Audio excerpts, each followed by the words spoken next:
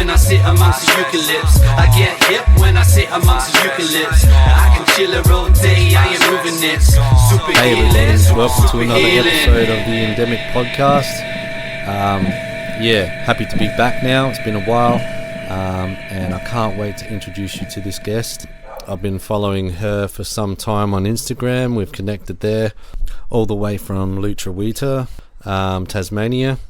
And yeah, her name's Jane Hilliard from Designful. She's a building designer and she promotes enoughness in your home. And I just really love her Instagram page in particular. It has just a lot of great tips, and her ethos sort of down my alley, and it really I guess goes towards the relationship between the home, your health, and the garden, and that's sort of a lot of what we talk about. So enjoy this episode and let us know in the comments what you think, and if you like the episode at all. So yeah, I know this one's been a long time coming. Life has gotten in the way, but we are back and raring to go. So enjoy this episode. Cheers. Right, cool. All right, welcome. Cool. Good to chat again. I think we had a chat over a year ago, I reckon. Was it? Okay, yeah, time. Or some weird. time ago, Yeah. Yes. But yeah, time's lapsed since then, and I see you've got a lot going on still, and as we all do. Yes. But yeah, thanks for coming on and having a chat. I think today, you sending through some of those notes was amazing, because I was just going to rattle off some stuff because you still can just if you want. Off the top of the dome, but maybe first off, let's just maybe chat about your business and being an architect and what you sort of stand for within that. All right. Well, I'm actually a building designer, which is a little bit different to an architect. Mm-hmm. But we still do kind of similar stuff. And so I have Designful, which is, I guess, custom design work. And our core work is homes, residential work. And we also have an offshoot of that, which is called Homeful, which is also based around homes, but it is aimed to be a really accessible way to get a house or a home designed and built. It's a suite of ready-to-go small home templates that people can choose, and we work with them to make them site-specific and suit their needs. And I guess the main... Is that sort of like almost like a template sort of? Yes.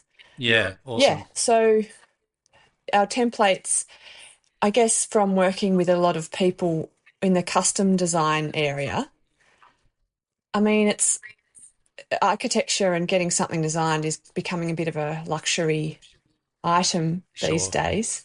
Absolutely. And we wanted to do something that was more accessible, that more people can afford, that was still great design and wasn't cheap and crap, that it was good, but just make it more affordable. So we've made some templates of designs, small homes. They range from just little studio to 3 bedrooms. And we've done a lot of the thinking already, a lot of the design work, kind of just serving up the things that we know work the best for us and the clients that we work with. And so that's like cutting out a big chunk of that sort of custom design process, which can be extremely lengthy and costly. Correct. Yes. Yeah. And awesome. obviously also just to reduce the decision fatigue with designing a home. There's so many decisions. It can get very overwhelming these days, and it can take a lot of the joy out of it. That's a really, really cool model, because that's something I guess I've been thinking about a lot the past few years, actually, that just haven't executed yet in terms of garden design and how to best deliver something that's sort of, is digestible from the start and but doesn't have a lot of like left or right. Yep. Yeah, cool. Because I think one of the things is that life, we're just bombarded constantly every day with choices in life. We've got Mm, too much choice, like way too much, which leaves most of us kind of paralyzed by, well, what should I do? What's right? Well, there's no real yeah. right decision or answer. But um, yeah, we're just trying to make that easier. Yeah, I love it. And how have you found like the process of it, and has it sort of worked how you thought it might work? Yeah, I mean, it's been great. The feedback we've got from people we've worked with is that they've enjoyed it, and that's what we aimed for. That's great. That's a Mm, really great feedback because everyone's probably heard stories of someone getting a house designed and it's like taken 3 times as long and cost twice as much, and then half of them never get built, which is a total waste of everyone's time and money. yeah, that's And fucked. I do not want to do that ever. Yeah, Never, yeah. never. That shouldn't happen. Um, So it has worked how we want it to. Obviously, with anything that you put out there, you've got to go with the flow a little bit and be yeah, okay to tweak it and stuff. yeah, because there's so many like I guess it's hard to like have something so um I guess set in place when there's so many nuances to that sort of project process Yeah, from start to finish. But allowing yourself to have that foundation is pretty good. yeah, definitely. And every homeful project we've done, we've made change tweaks to the design and everything that suits that particular site and client. So none of them are the same. They're all completely different. Yeah, But narrowing down the choices to, well, this, or this. And because we've got all this experience and projects we've already done behind us to know how those things work, we kind of can be confident to say, well, we think these are good for you, um, mm, in terms of like how much they cost, the impact on the environment, how they function, what they look like. We've kind of put all of these things mm. through this filter and, yeah, made it what the people we want to work with for Homeful, we think they would appreciate. Yeah. Appreciate and deserve that process. Yeah. Um, and I guess touching on environment because that's sort of a large part of your I guess ethos. Hmm. And from what I see on Instagram, you've worked with some amazing properties in Tasmania. Just look fucking fantastic. Very lucky down here. Yes. Yeah, yeah, yeah. So I guess talk talk on about like that sort of like walking up to a site like you do sort of thing and just seeing the beauty of it and then I guess maybe that comes back to like how your ethos is structured and whatnot to have less impact on that environment. Well, our main ethos, what we call it, is enoughness, practicing enoughness. Yeah. And it kind of we try to bring that into everything. Um, and it started with, I guess it started with, if people just considered what was enough, then it makes their project way easier because a lot of most of the time people's budgets are bigger than that. People's briefs and what they want to achieve is bigger than the budget. So we need Hmm. to think, well, what's enough for us? And it's not just good for individuals in terms of affording things, but it's the better reason for thinking about it is it's better for everyone else around you, the rest of the world and the planet, because we're not using as much stuff. Just use what's enough for you. Um, and so that's our that kind. We try and practice that in everything we do. So when we go to a site, we have amazing places in Tassie, beautiful, very kind of almost untouched areas.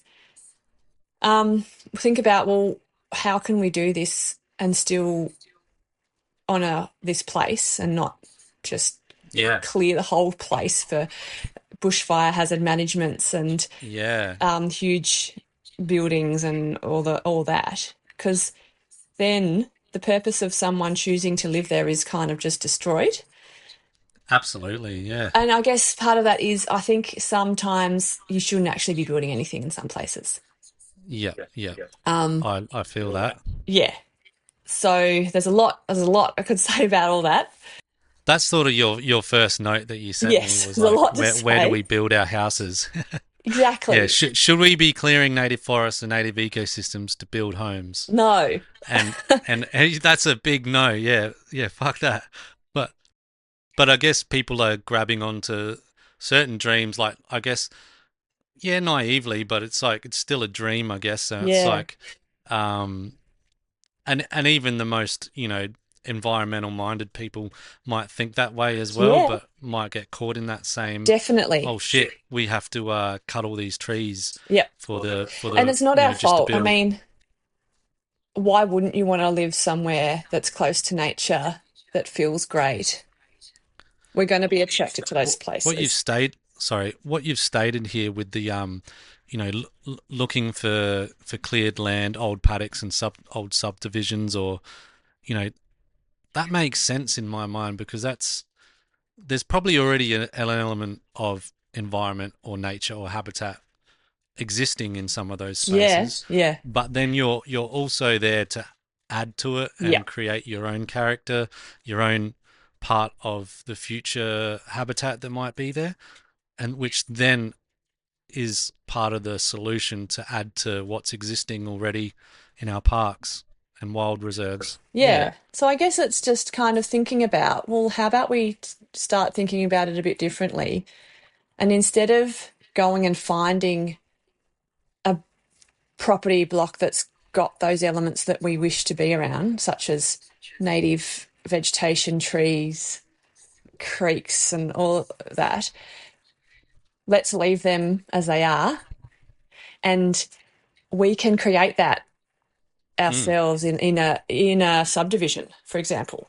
Yeah. The Yeah. most boringest, blandest subdivision you could create, and you know more better than me, some amazing um, habitat to live in. And then you're adding back to Yeah. You're adding, ecosystem.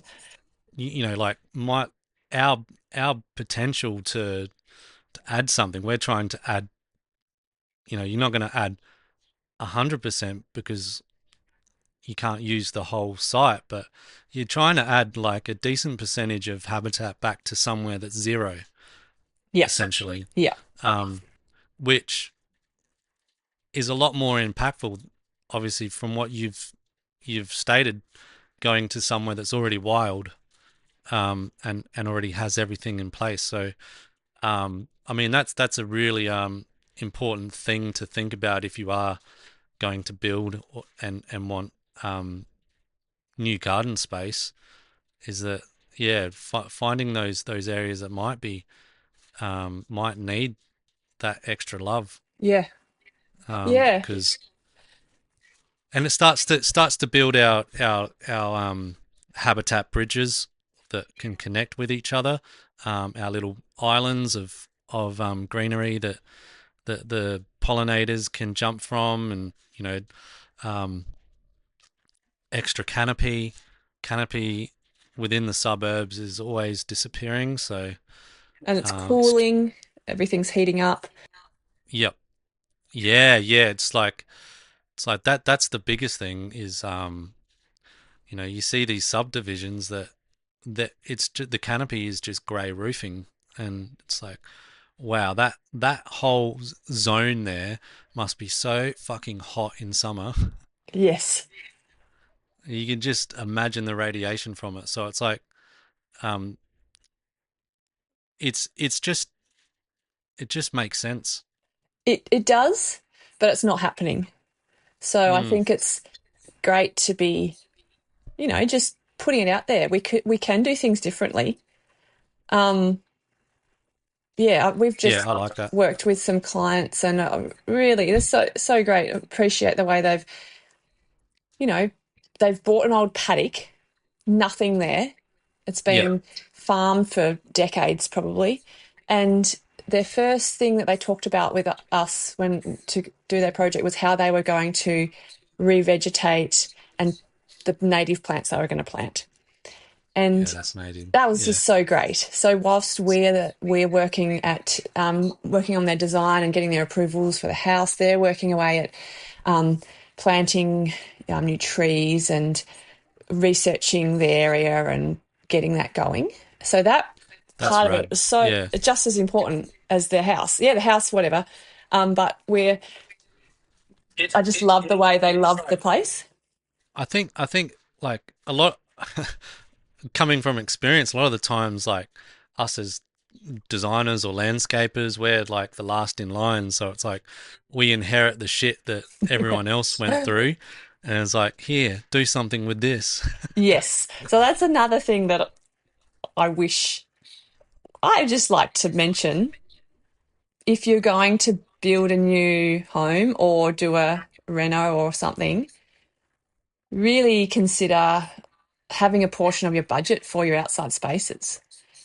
It It makes a makes a massive huge difference. difference to your life. Oh, yeah, I totally agree. Yeah. And for someone that designs inside spaces, I actually prefer the outside spaces. I'm like, Yeah. that's And what's going to make you happy. why do you think there's this trend of open living and Yeah, you know because we want to open be to the out there. outdoors because we want to be out there where we're like naturally drawn to it. Definitely. And I think it's like, why do we stop? Why do we not do that? Why do we want a bigger house with more rooms and a freaking butler's pantry and a media room? But then whenever we've got spare time, we're like, oh, let's go to a shack at the beach. We want to get away. Like, Mm, it kind of doesn't make sense. yeah, yeah, yeah. Um, It's I think it's just our comfort zones and our protection from the weather. We're gone a bit soft, I guess, Gone way soft. Like like that's a whole nother marshmallows. area that I think we really need. Yeah, that's something that annoys me about the construction and building and design industry, how there's so much focus on um, people's Comfort. comfort. Yeah, It's like we're led to believe that we should expect our homes to keep us a constant temperature all year round with no input yeah, from us. yep, yep, It's like that is not how life works. We are part of the climate here. We should be engaged with it and yep. know what it's doing. Not trapped from it. That's right, not separated from it. Yeah, And I think if we think about all the things we need to change in the world right now, our well-being is one of those things. And I think we're missing I don't think we're going to get there by just increasing our expectations with our level of comfort. yeah, absolutely. It's gone wild, and it's such a huge selling point that's been capitalized on, Hmm. um, that that has so many different levels to it now. Even obviously within the green building industry as well, like passive house and Oh, stuff. yeah. It's gone wild there. It's like I I've done a project where what was existing was beautiful. The garden was a decent size, but they built a passive house that took up pretty much a large portion of the footprint. And it's like, well, you could have got the same shit with if you just kept your garden. Yeah. And it's like, but it's just all so, but everything's so encapsulated. Yeah. Um, I'm not I'm not a fan of passive house. I think one, it's extremely expensive. And if something's extremely expensive, it's not sustainable. It's just not. And You can get me started on the whole industry in that way. Like and the it's thing it's is, just yeah, it's all marketing as well. We're not immune from it. Not immune from the marketing yeah, thing of selling us bigger, better, more high tech. It's the same. it's um it's a different shade of the same shit. Yeah. Yeah, it Like is. and the waste when you see them being built, is not very very different to, if you see like a Sarah Holmes or something like that, like, or I don't I want to name names or anything, but like just a standard builder to passive house. If you look at what goes on those construction sites, it's a bit of the same. Yeah. I mean, um, I don't know. I think it's actually quite straightforward to design and build a well-performing home Mm, without going overboard. Um, the yeah. standard of building now is great compared Mm, to in the past. Um, yeah, so I was just going to back to how big we're building things and how what you said about taking up all the more garden space with house. yeah. Like, I often think butlers' pantries or like I call them a second kitchen is a real Yeah. trend now. Yeah. But having a great garden space is actually so much more affordable to achieve than more Yeah. house, right? That's one Yeah. point. Yeah. Two, you don't have to clean, like, I just back on that joy, how much joy it's going to bring to your life.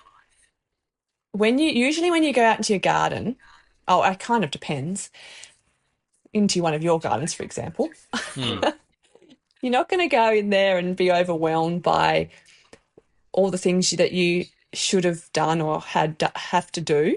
Whereas if you yeah, go into sure. your butler's pantry second kitchen, there's probably washing up and there's all a dishwasher to Yeah. unpack and whatever else. So, It just seems such a like it's just because things seem cool doesn't mean we need to do them. oh yeah, of course. But that's what happens constantly, isn't it? Like, Yeah. I mean, and what we say sometimes is we give you full permission to not do what's normal. yeah, Sometimes people just need permission to be a bit brave and go against the yeah, grain.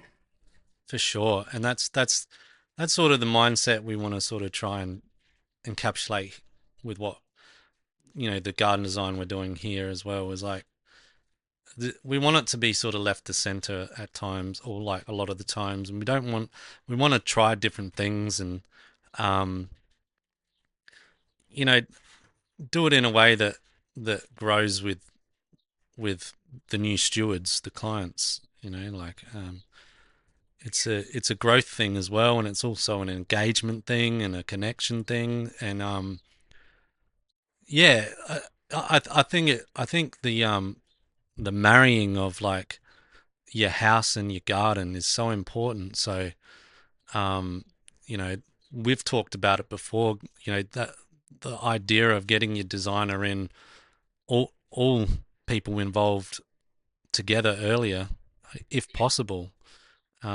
which is, or at least having some sort of input in an early stage so that we can get some really cool ideas and that collaboration becomes really fruitful. Yeah. Oh, yeah. Agree. And that I guess is properly considering all the parts of home. I mean, home isn't just the inside spaces.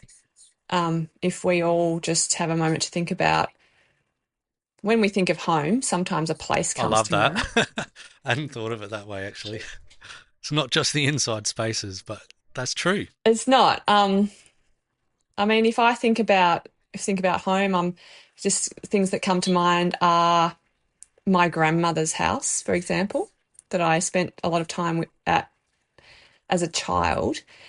And probably the space that I remember the most that, um, I can kind of feel the senses and things was the area outside the front door. Mm, It was an outside space, but so many things happened there, so many moments, conversations, meetings, feelings, and whatever. And I think we sometimes forget that when we think about home, it's not the stuff, it's not the rooms or anything, it's the moments and the memories that are made there.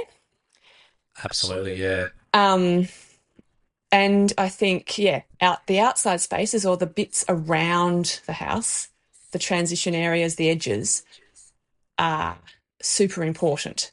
They can really Absolutely, bring, yeah. yeah, so Yeah. much. I guess if you think of your childhood and the homes you had, what do you exactly what memories are you initially thinking of? Are you thinking of the inside of the house? Normally, I'm sort of thinking about my backyard. Yeah. So I think it's a great people to think about if you're embarking on creating a new home or doing something to your existing one. Super simple, but think about when you think of home, what comes to mind? What do you want to feel? I remember the backyards so vividly. Yeah. So as a Yeah, child, that's right. And kids actually don't care about how many no, bathrooms the house has or what the no. tiles look like or Or if you've got heaps of lawn, yeah. Um they probably remember some tree like in the backyard or down the road that they liked climbing or yeah, the yeah. favorite corner where you would hide if it was hide and seek and yeah, I don't know. I think I think it's such a point that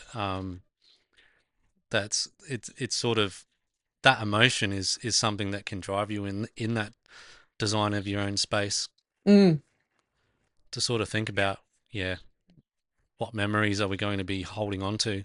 correct.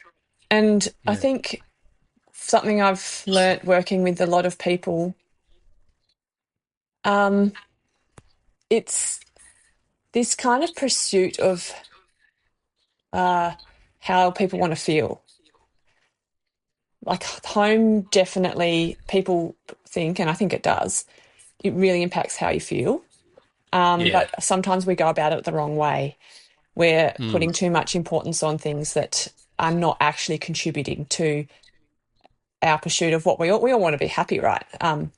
yeah, And some of the things that we're striving for are actually not bringing us that. We're just no, led to believe that that's what we should want to make us happy.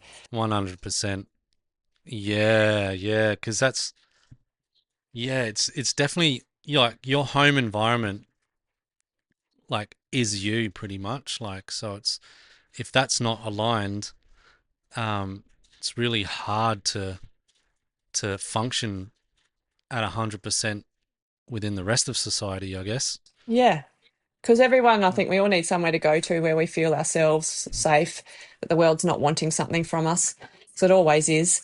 Um, and that can be home. Take, It's take, not for take. everyone. We don't all Yeah, have that luxury or that privilege.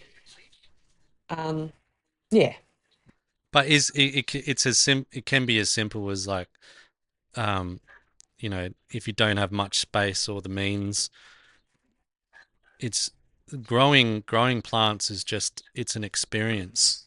mm, So um, there's an element of nurturing something and happiness when it goes well and it flowers or creates yeah, fruit or you know attracts bees or native bees or something new is happening within your little to big patch. It's always evoking some sort of positive emotion, I feel. definitely. Yeah, yeah, yeah. Um, yeah. I'm going to move on to your second note that you made. Okay. Can't remember what it Um, was. does it really matter what our house looks like?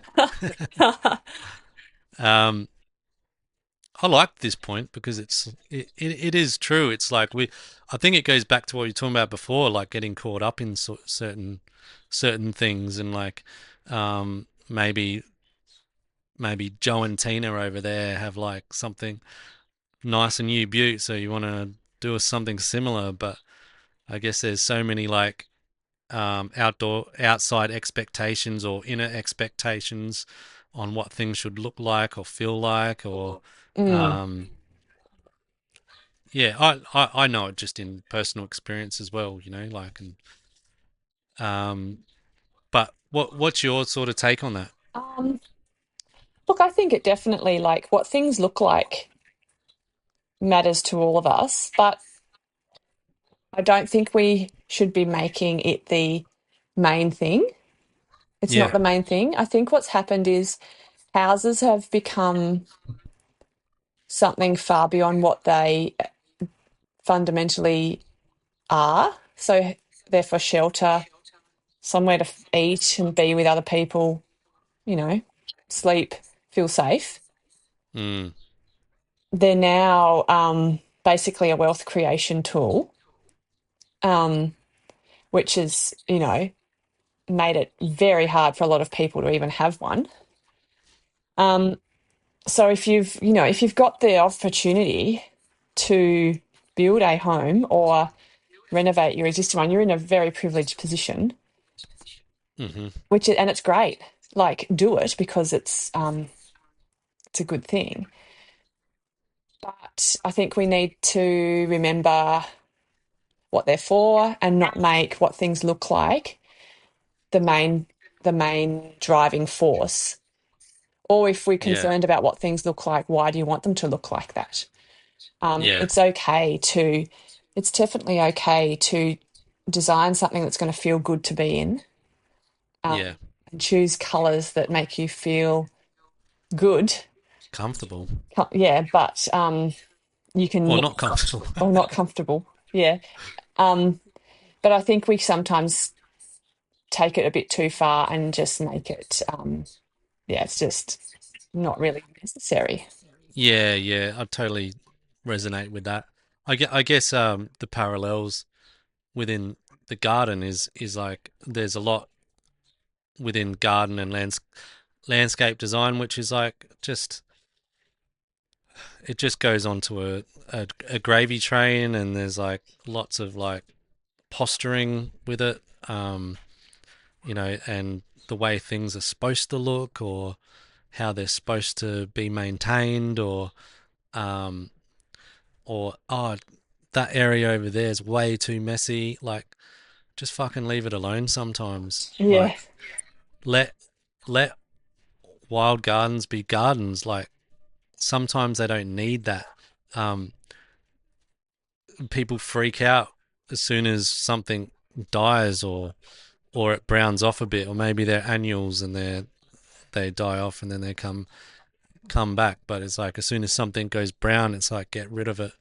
But it's still got such a beneficial ecological impact in your garden when you leave those bits. Um, a dead tree or dead grasses, that they still have such a ecological um, role to play within the garden. And I think just our mindsets are, are geared to say that that needs to go straight away. yeah, When sometimes it's nice to leave them in situ for a while and see what benefits from it. Um, and then you might find an element of beauty in that. true. Yeah. I guess, and also the the relationship or what your the garden can bring to, say you've got a house and it may not look like it out of a magazine or anything, but your garden can bring so much aesthetic pleasure to you at your home, without having to, you know, do a full reno and make your house look like it's out of a magazine. I just don't think that's necessary. I think Yeah, gardens and can play a major role in, the yeah, the beauty around you. yeah. Everyone's like within the industry is aiming for that magazine appeal, I think, Yeah. and that's. I just don't think it's It's not real ultimately life, is it? realistic. It's not how it works. Yeah, yeah, and it's not actually how it looks all the time, No. and and it's like, um, that's great, and that's that's not everything or everyone, and it's not the be all and end all. So I think it's important to have that sort of balanced view on what your expectations are, I guess, as someone that's building a garden or a house. Yeah. Yeah, I love that. Do you have any more to add to that? No, I don't think so. Sorry, the dogs are going wild in the background. That's all right. Yeah, that's the That's neighbor. fine. The neighbor's dogs here are Mine was crazy. barking before as well. You probably heard that. Yeah. No, I just think, I don't know, I've just been around so many buildings, houses, looked at so many. I don't know if I've just got aesthetic fatigue or just a bit fatigued by it, but Yeah, that's a big one. Aesthetic fatigue. I've never heard of that before, but I just made that up then. yeah, that sounds. I will use that again.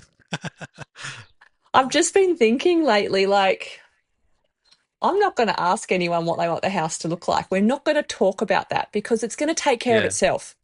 That will actually take yeah, care of yeah, itself. If you design from a place of values and how you want to feel, it's going to look great.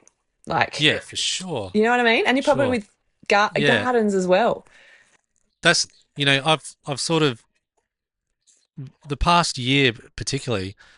I've been really looking at ugly things that people generally find ugly, like cracked or displaced concrete and things that like aren't usually seen as like yeah that magazine appeal, but how you could use plants to beautify that space, give it give it purpose, give it sense, give it functionality, but also it becomes habitat as well. Yep. So um I think that's sort of like almost the future in terms of like things are going to synthetic, um, and we need to reuse the crap that we've Yeah. built, um, and that some of the answers and a lot of the answers are in our rubble and our waste and things that can be repurposed to make give you. I mean, there's something really cool in that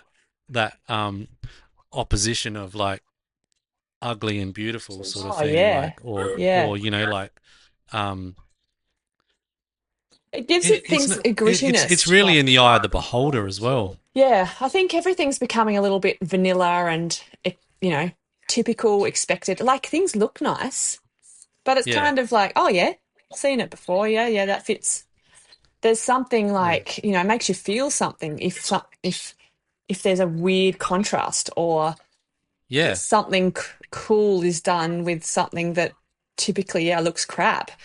And That's and and a lot of the surprising and time a lot of the time it's a unique feature or it's like something that no one has probably seen before or maybe like it's it's um it's unique to that project or yep, like it's just something that was an idea on the whim and sometimes they're the funnest yes, risks to take as well. So correct.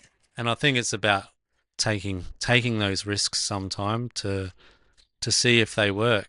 Um, and like you you're still doing it with the right intentions and the right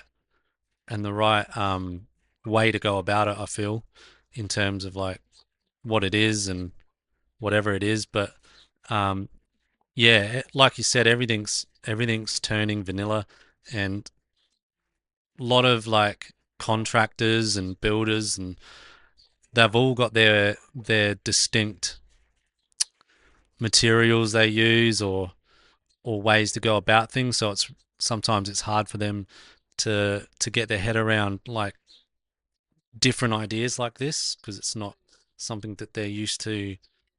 They like to find a road or a path that is easy for them to stay on, For sure. if that makes sense. And I think people get pretty nervous about when you're building something, it costs a lot of money. It's kind of hard to change. Like people get nervous about things looking right or it's stuffing up. The thing I love about gardens is like they're easy to kind of change and you don't have to Yeah. get an approval to No. freaking change your garden. Like, Yeah. Yeah. oh, that must be so good.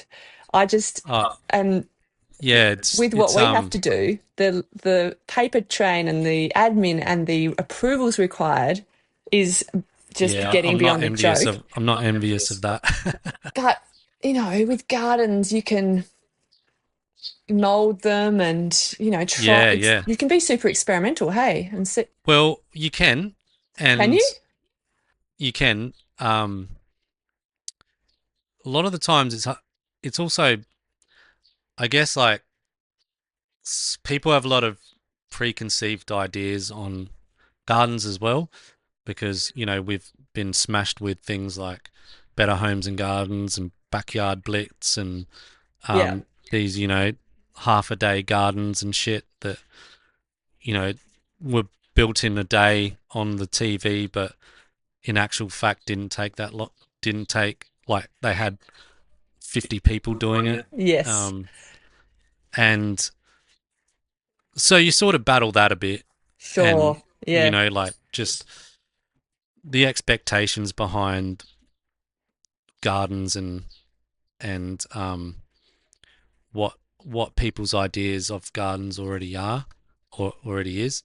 Um, but it's cool because you can mold it. You for me, I try not to, if I keep it simple, as but then still put in the new ideas or the unique ideas that I come up with, or keep that creative freedom going. You want to establish it so that there's room to grow, Yeah. and there's room for clients to put their mark on it too. Um, Well, I think every home should also be able to grow with the people living there. yeah, It's for never fully sure. finished and done. It's got to be And it's able always you're working with living organisms as well, to. so not everything works out as it's supposed to. Um, you put your best foot forward with everything, all the species, and sometimes things just don't work out with certain species or areas, or maybe there's like existing residue from the build that's under the subsurface that um oh, you got me still. Yeah. Yeah. um Someone just tried to call me, so let me just do the screen record again. I've disappeared, have I? Yes. this is a this is There you oh, are. hey, there we go. You can just chop that bit out. As long as we're getting the audio, no, it all goes in. What? Yeah, no. Yeah. Anyway, I'll leave it at that with Yes. that Cool. what I was talking about. But let's go on to this next point. How are we going for time? Are you all right? Yep. Yep. If you want a productive garden, be realistic about what you can handle. Yep. It can get overwhelming. It's amazing how little growing space can produce. Yeah, I totally agree with that. Um, yeah. What's Mm. your thoughts on that? Um, I, it's just, I worked with a lot of Is that people from that have personal experience? somewhat, but and also from working with clients that are, I've just super appreciated their vision and their enthusiasm and energy Mm, to create amazing, productive gardens. But I just see as the project goes on, them just getting overwhelmed and mm. everything spread too thin, and then Yep. it all kind of falls over. So Yeah, yeah. I've Is that in the initial process or over time? over time, Yep. over the initially and then over time. So I think it's important to start just start small and achievable, and Mm, know that things will come and grow from that. You know, everything takes energy and it costs money. So, and having a garden that's producing food, it's actually a lot of work. You need the oh time yeah. to Yeah. put into it and maintain it. this is where like we have to be um not be hard on ourselves if Yeah. we do have this sort of garden, because we can get wound up by things we see on Instagram and people that are literally in their garden every fucking day for like hours, Yes. which is not reality to a lot of us. And realistically, Yeah, that's right. like I can wander in the garden, I can have a look at it. I don't generally always have like 2 hours to go, all right, I'm doing this. Sometimes I'll spontaneously be out there for an hour or two because I've got that space or time, or I just need to chill. Um, but it's okay to leave it for a long period if you don't have the capacity. Yeah. But you know it's always there. You know there's always things to do when you get Correct. back, which is the cool thing. It's cool. Is Yeah. that the cool thing about it is there's always things to do, Yes. and there's always things to come. Doesn't matter whether it's banging. You've got it to its peak potential, and like that means there's still lots of things that you have to still do.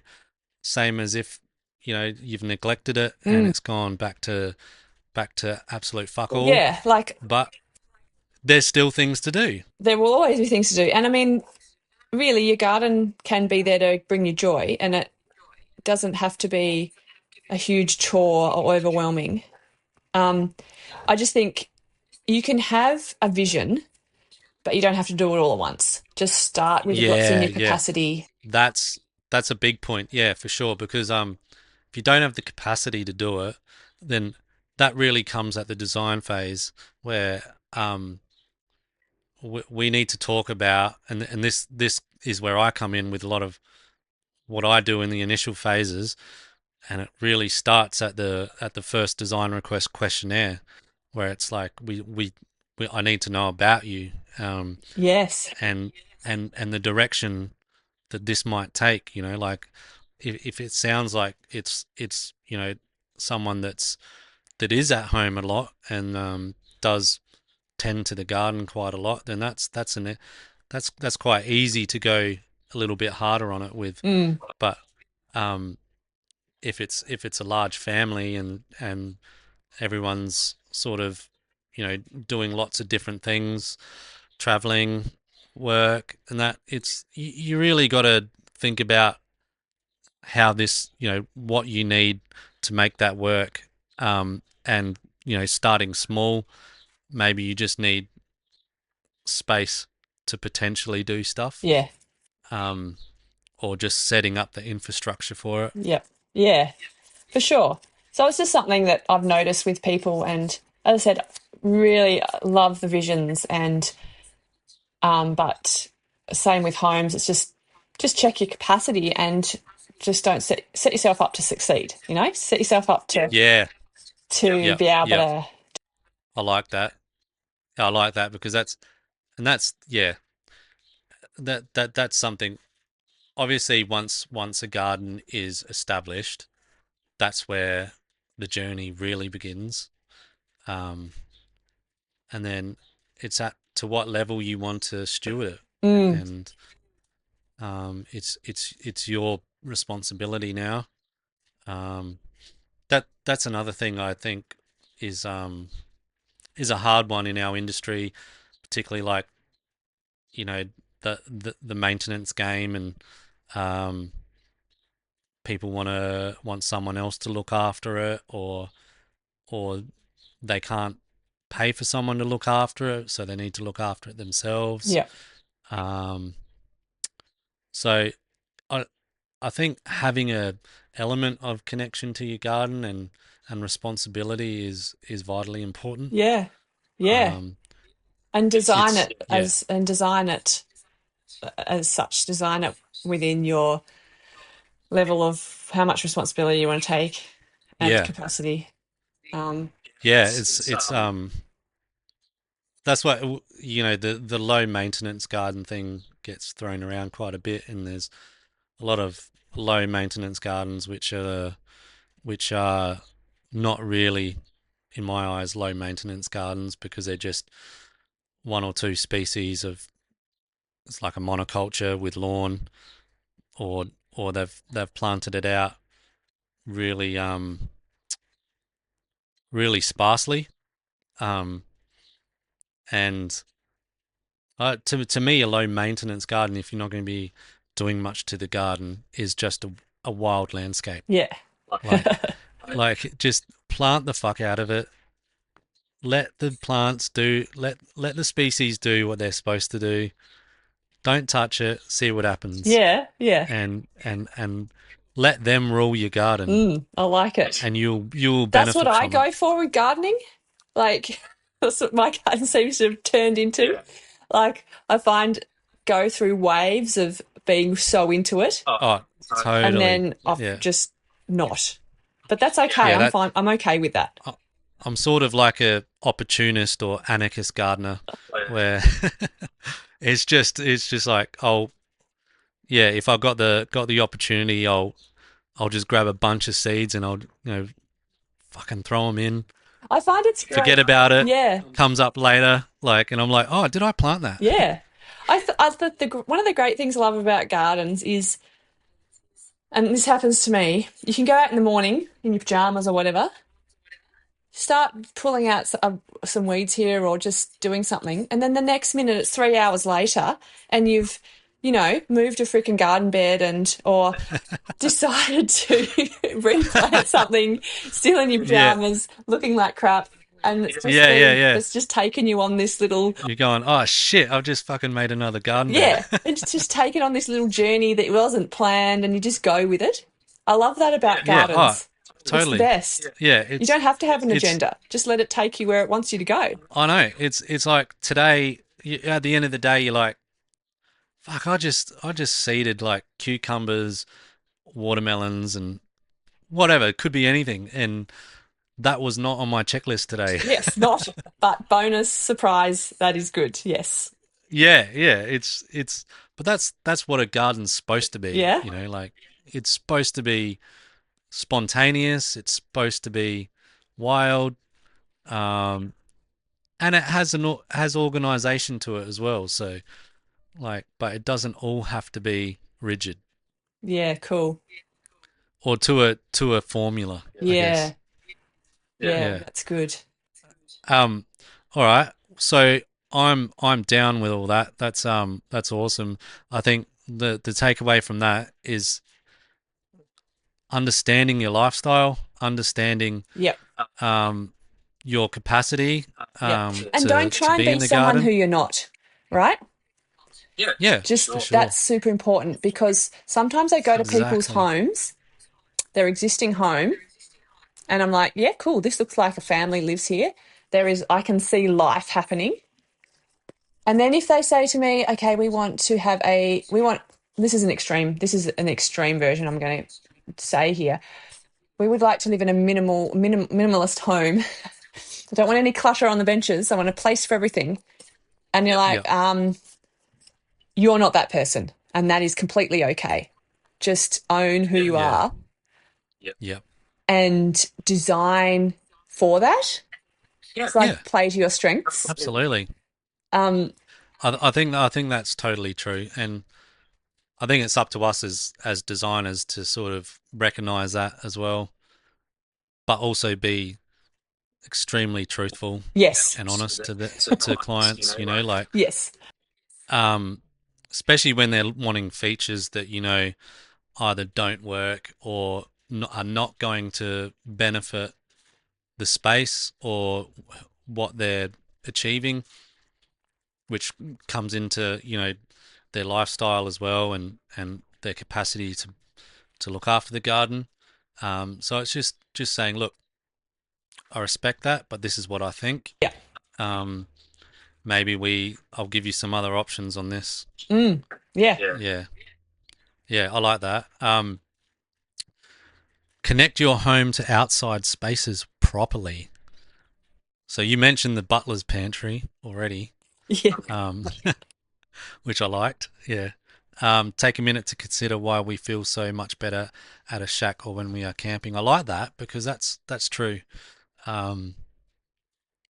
I even find it weirdly enough, like after you've stayed at like a motel or something, and you come back and you go, oh, we got too much shit. Yep. Yeah, I know. But that's just what we do. I think it's not like everyone seems bothered by that, but I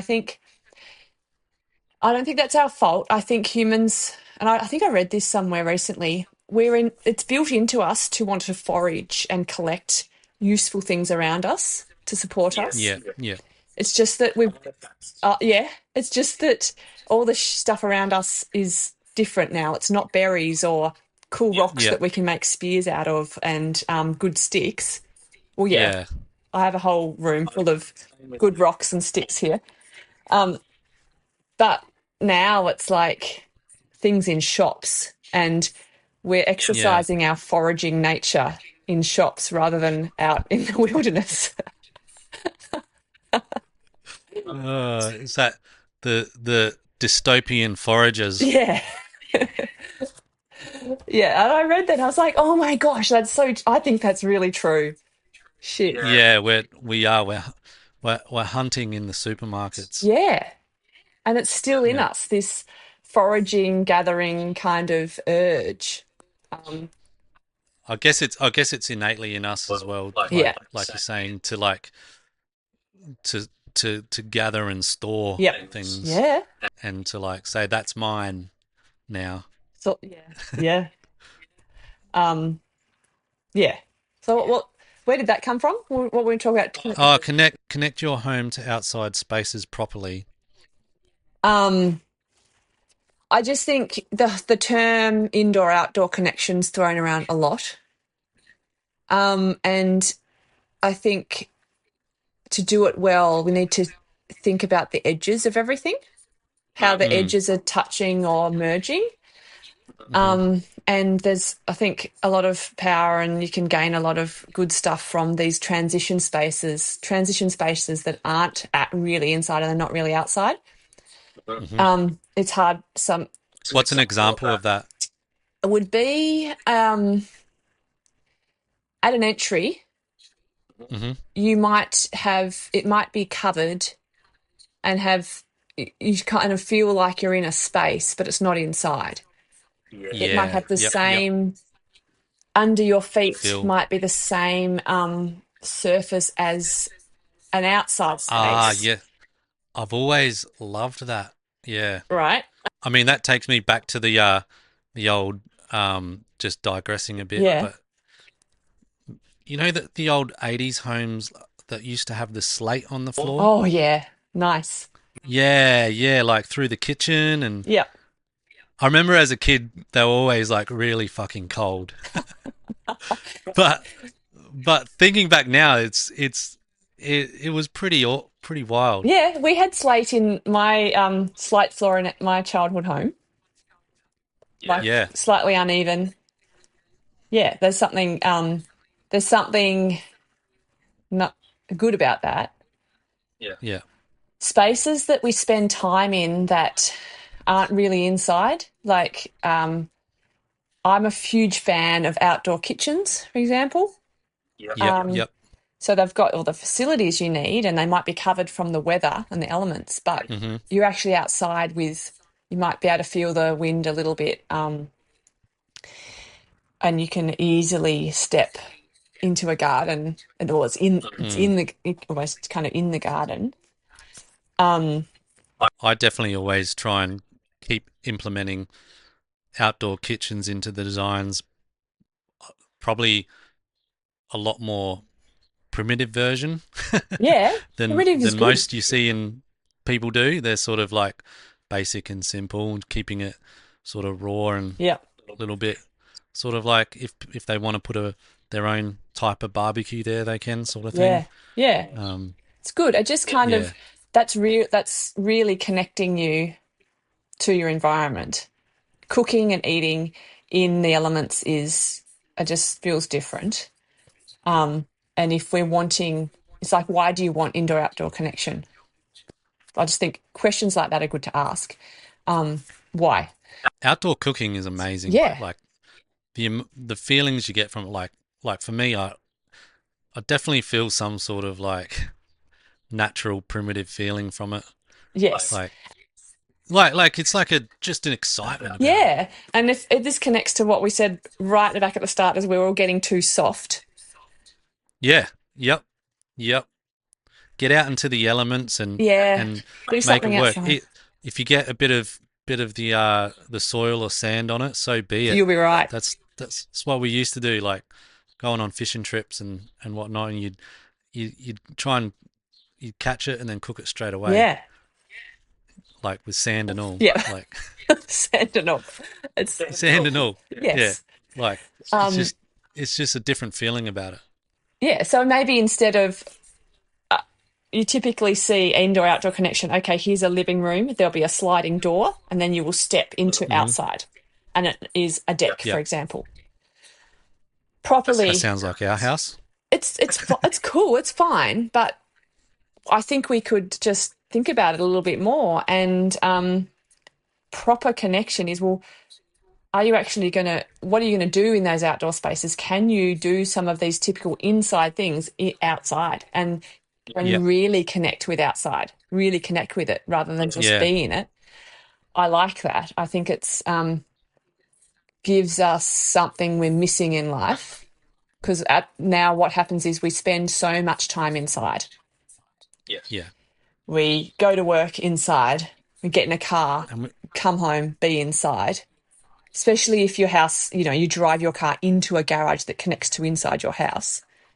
mm, Your feet, some people, feet never touch the earth like for a week. I know. Yeah, Um, and that's their situation. I love that point because it's. I think we can all like you know keep working on that. That's something I feel like I'd love to work on a bit more. Is just even when it is cold or wet, still get yourself out into the elements and do things. Yeah. Like, yeah, I feel like we've lost a bit of that stoic nature. Yeah.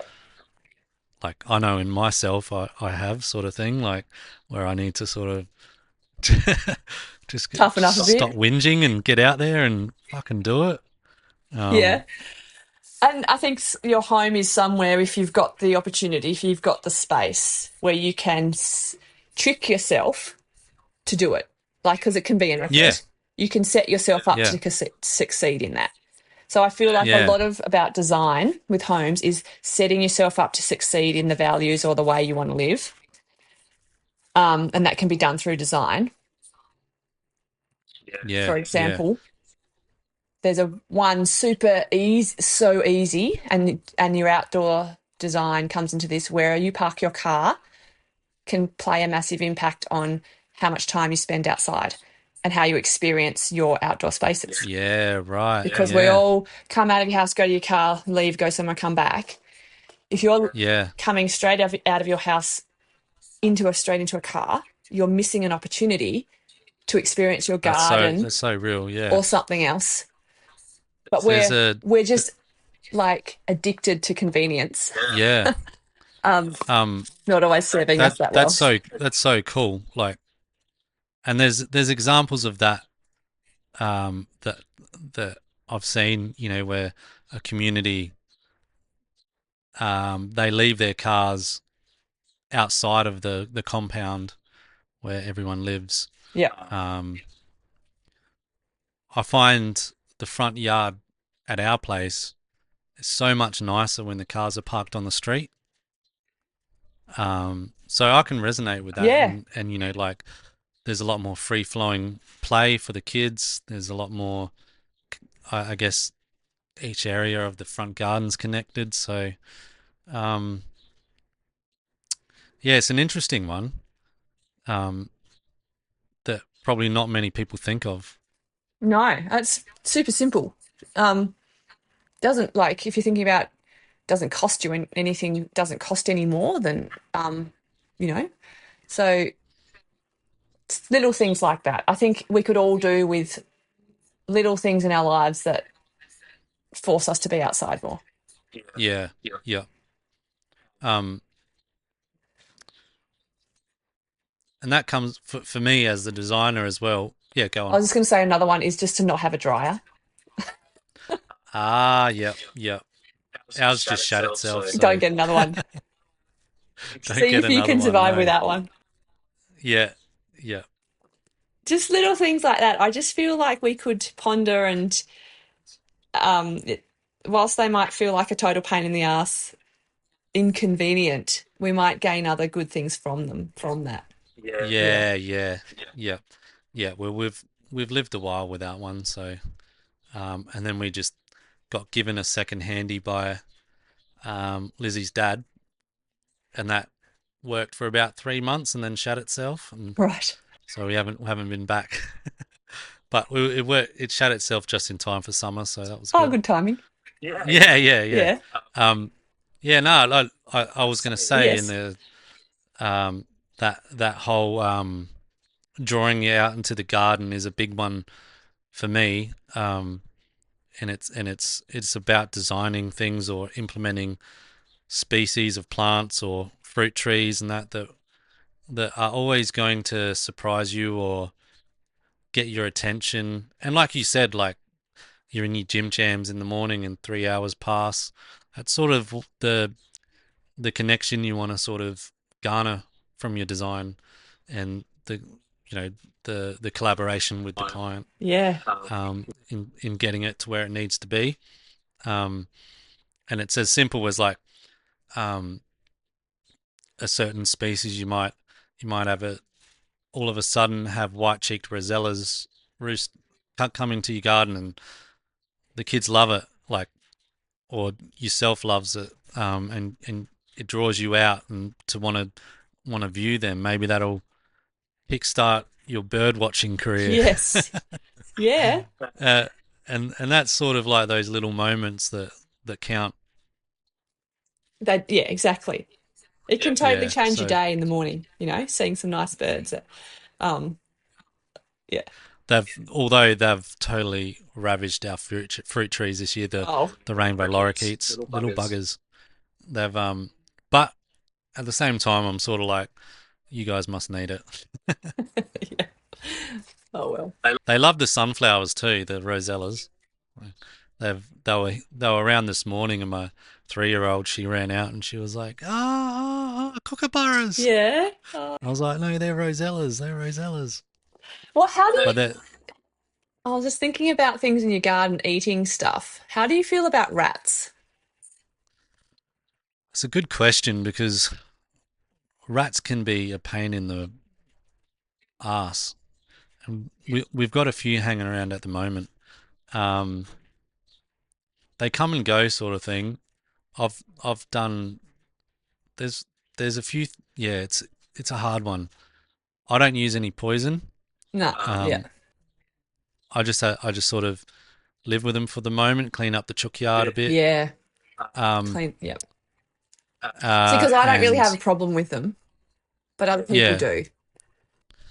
I had a problem with them when they were sort of like coming close to the home, and I thought they might actually get in at one point. So I did trap a couple, Yeah. and that was it.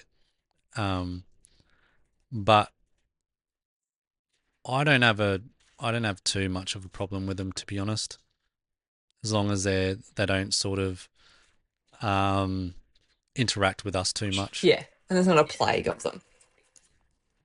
Yeah, yeah, yeah. Like if they get if there's too many, what do you think? Have you sort of What do I got think? a good relationship I with don't them, or do you mind them. talk to them? I don't mind them. Yeah, Like,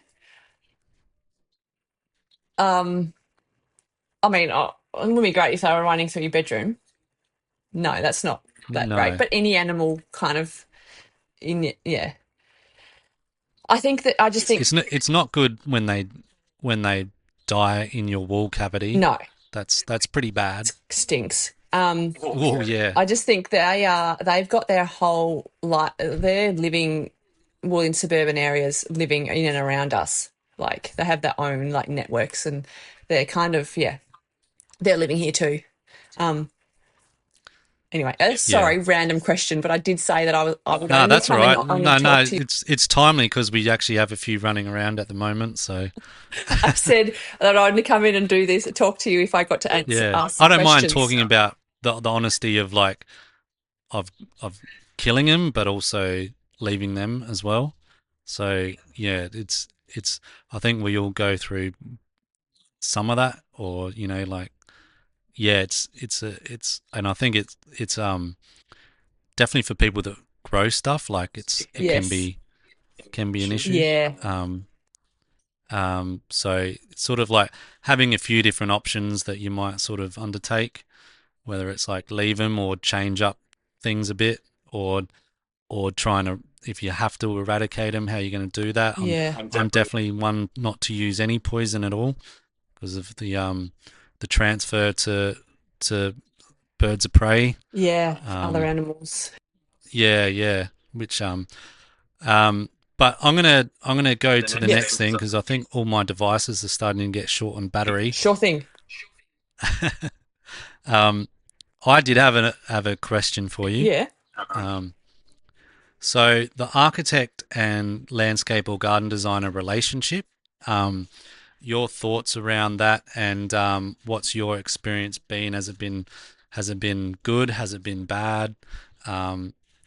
Because for me, honestly, like I haven't had heaps of great um, relationships in that zone, but it's something I'd love to build more with, like um, builders, designers, and building designers and whatnot. So obviously, Sure. keeping in mind that you're a building designer, not an architect, as you said. Um, but you know, you obviously have to engage designers or landscapers at certain points. Yep. Yeah. So I've found them from my point of view, it's always been great, the landscape designers that I've worked with. And from a very early stage in Designful, we would identify if that was an important thing for the client and Hmm. get that going very early and not just leave it as a last, once we've done everything, oh, well, now you get the leftovers or the Yep. leftover space. I guess also it's just because I'm personally interested and appreciate outdoor spaces, and I think it's Mm. important. So I ask the client questions about that, and I want to leave space and energy for it. So what we usually do is um, when we have a concept, an early concept of where things might be going, get in touch then and collaborate at that point Yep. so that you can do that connecting indoor spaces with outdoor spaces properly, and you're not just attaching the garden to the house at the end. A lot of the work that we do, people do want productive gardens. Hmm. So I find that quite interesting, of the flow of how that produce is coming into the house and then leaving it again. Um, so So that's, do you recommend, or do you let the client sort of bring someone in, it depends. or you sort of Often already sort of recommend. taken off from that point? So down here in Tassie, I've always had a landscape designer that we work with closely, Hmm. that I recommend.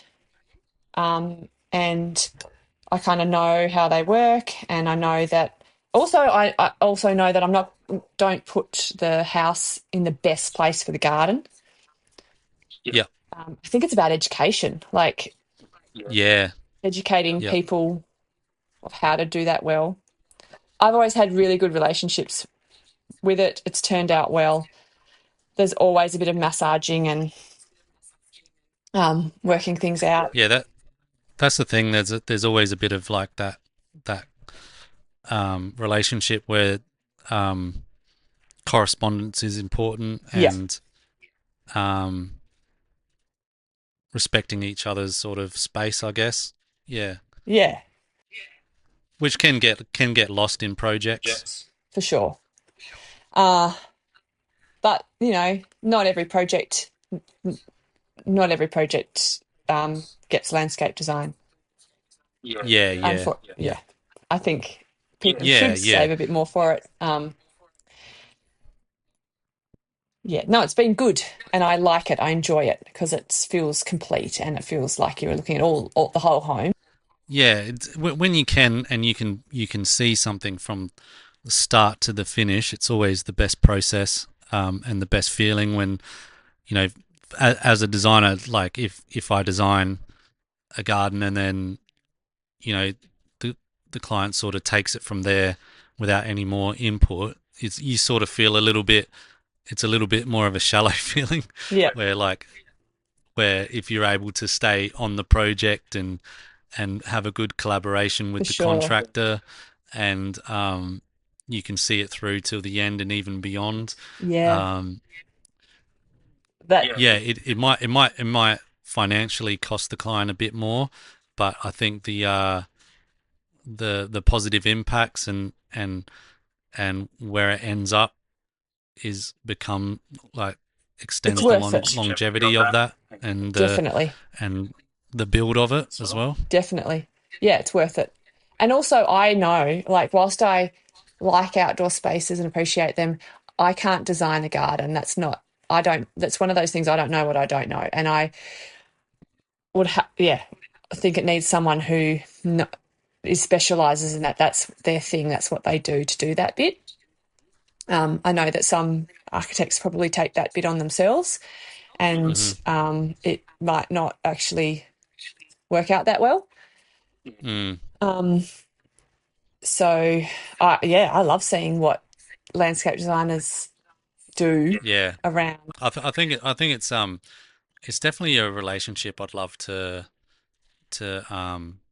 see in the industry thrive in a different way, Yep. um, than what it is, particularly here in South Australia. So it's like, um, particularly in terms of like us that are actually trying to create things that are for the future. Yeah. Yeah, Well, yeah, yeah, I think we're starting to miss, yeah, really collaborating and maybe sitting down together, going through it, mapping some things out, yeah, getting the bones right. If you get the bones right and um, everything flows better from there. yeah. So I think There's so many nuances to it as well. for sure, yeah. So answer is it's always been good. I think it's great. It's always enjoyable. Um, and what I like seeing is if that happens and the landscapes designed early on, I love Mm. seeing it when clients start on their landscape before their house. Yes, yes, yeah. Or start picking up plants. Yeah, they start it where it's not going to get Yeah, ruined by building, and yep, it really yeah. I mean, your typical house, it's first built, it's just like dirt around it. It's yeah, yeah, it's not that pleasant. Um, so yeah. if I think it just makes a massive difference. I just encourage people to really, yeah, save budget for your garden because Yes, yes. it's really going to bring so much to your home. I'll use that as the podcast Will you? headliner. Yeah, Yeah, do that. save budget for your garden, Yes. and no butler's pantry. No. I'll end with one juicy question. Okay. Um, and I thank you so much for having a chat. It's been fucking fantastic. I think we've gone through some pretty cool ideas and chat points that I Yeah. think Yeah. people will really dig. Cool. Um, so the juicy question is, Okay. what is your favorite plant species? I'm so glad you asked this question.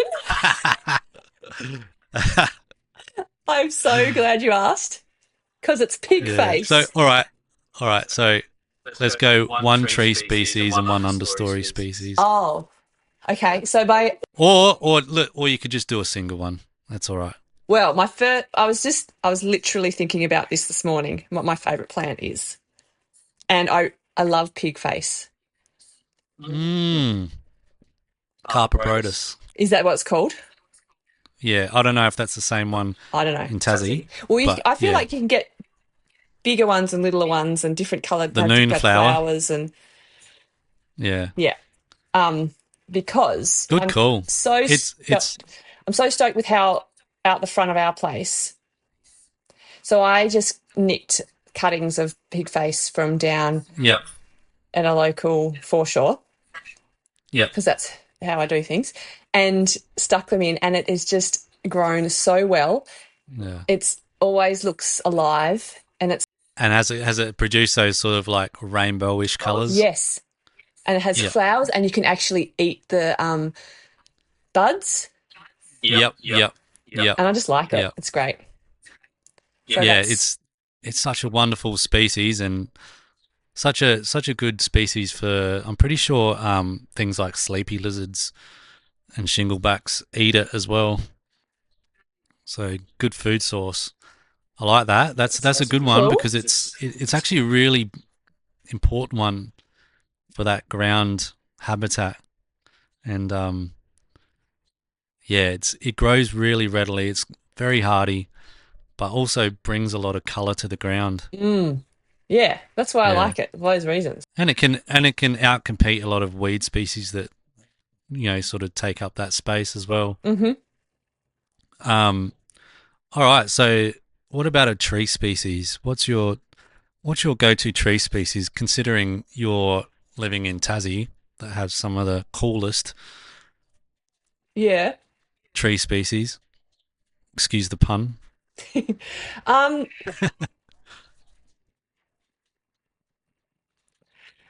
This is a kind of random one, but I kind of like she oaks. Bloody, I love she oaks too. Yeah, I'm just quite fascinated by their leaves, like they're not really leaves, and how they are little bits connecting to each other. They're so beautiful as well, and they're So I don't know. I think they're underutilized as well. Then there's in a lot lots of of different types. Yeah. And I think I've spent a lot of time around them on the coast in Tassie. There's a lot of she oaks. Yeah. Do you live near the coast, right? Yes. Yeah. Yeah, I think they're cool. Mainly because of their cool. They're cool. Do you call them leaves? Do you know they're like round? Yeah. They are leaves. Yeah. They're just I think so. Yeah. But the segments, I mean, kids love them as well. They're just like to play with them, and yes, they're just such a nice species. I think cockies love them too. Yeah. Seeds. Yeah. But they're so Australian. Like they are, aren't they? Yeah. Yeah. I love that pig face and she oak. Yep. Good call. Cool. Yeah. So I've got 1% left on the iPad. Okay. So I can chill all day, I ain't moving it. Super healing, super healing.